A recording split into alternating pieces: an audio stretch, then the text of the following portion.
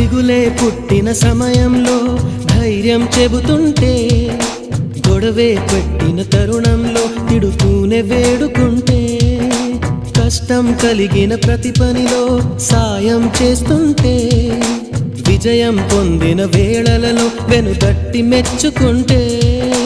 దాపరికాలే లేకుంటే లోపాలను సరిచేస్తుంటే, ఆట పాట ఆనందం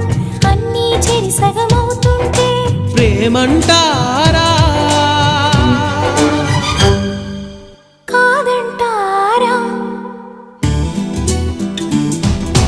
ఒకరికి ఒకరై ఉంటుంటే, ఒకటిగా ముందుకు వెళుతుంటే